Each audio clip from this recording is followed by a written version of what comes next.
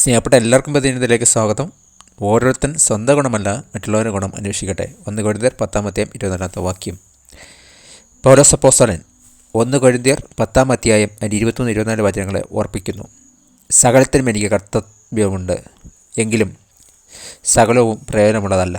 സകലത്തിനും എനിക്ക് കർത്തവ്യമുണ്ട്, എങ്കിലും സകലവും ആത്മീയ വർധന വരുത്തുന്നില്ല. ഓരോരുത്തൻ സ്വന്തം ഗുണമല്ല മറ്റുള്ളവരുടെ ഗുണം അന്വേഷിക്കട്ടെ.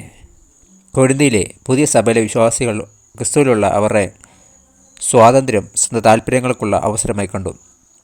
എന്നാൽ ഇത് മറ്റുള്ളവരുടെ പ്രയോജനത്തിനും വളർച്ചയ്ക്കും ഉപയുക്തമാകുന്ന അവസരമായി കാണണമെന്ന് പൗലോസ് എഴുതി.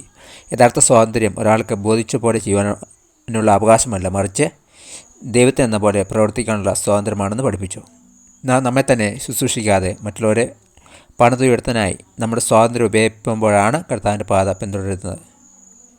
നിങ്ങൾ സൂക്ഷ്മതയോടെ മറ്റുള്ളവരോട് പറയുകയും ചെയ്യുകയും ചെയ്യുന്ന കാര്യങ്ങൾ ദൈവത്തെ മാനിക്കുന്ന കാര്യങ്ങളാണ്. എന്തുകൊണ്ടാണ്? മറ്റുള്ളവരെ കൂടുതൽ പരിഗണിച്ചുകൊണ്ട് നിങ്ങളുടെ സ്വാതന്ത്ര്യം എങ്ങനെ വിനിയോഗിക്കാം? പ്രാർത്ഥിക്കാം. യേശുവേ, എന്നെ സ്വതന്ത്രനാക്കിയത് നന്ദി.